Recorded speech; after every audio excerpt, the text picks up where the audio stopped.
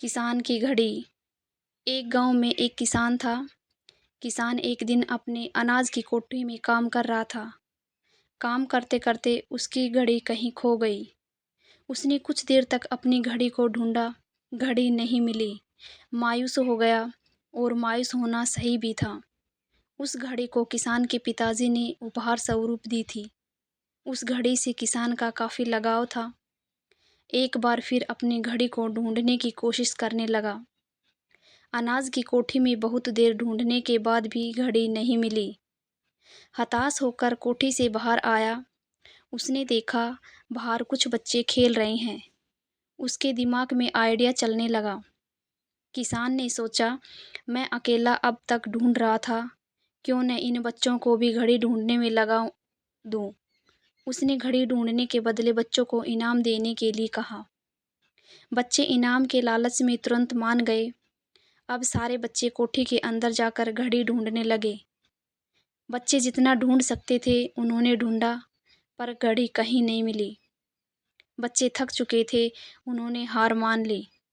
किसान भी अब थका और हारा महसूस कर रहा था। बच्चों के जाने के बाद वह हताश और परेशान बैठा था। कुछ देर बाद एक बच्चा वापस आया। आकर किसान से बोला, क्या मैं फिर से घड़ी ढूंढ सकता हूँ? किसान ने कहा, ठीक है। बच्चा फिर से कोठी के अंदर गया और थोड़ी देर में घड़ी के साथ वापस लौटा। किसान ने देखा बच्चा अपने हाथों में घड़ी लेकर वापस लौटा है। किसान को खुशी का ठिकाना ना रहा। किसान को कुछ समझ नहीं आ रहा था। जिस घड़ी को उसने इतनी देर ढूंढा और इतने सारे बच्चों ने ढूंढा, उस समय वह घड़ी कहीं नहीं मिली। अब कैसे मिल गई? उसने बच्चे से पूछा। तुम्हें यह घड़ी कैसे मिली? बच्चे ने कहा, कोठी के अंदर जाकर वह एक जगह पर खड़ा हो गया और शांत वातावरण में घड़ी की टिक टिक सुनाई पड़ रही थी। मैंने घड़ी की टिक टिक की आवाज़ की दिशा में ढूंढना चालू किया और घड़ी मिल गई। किसान ने बच्चे को पुरस्कार दिया और हृदय से आभार व्यक्त किया। अब किसान खुश था।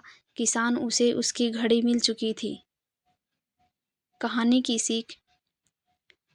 इस कहानी से हमें सीख मिलती है, शांति हमारी सफलता के लिए ज़रूरी है। शांत चित्त रहकर ही हम सफल हो सकते हैं। आशा करती हूँ कि आपको मेरी ये वीडियो पसंद आई होगी। अगर आपको मेरी ये वीडियो पसंद आए तो मेरे चैनल को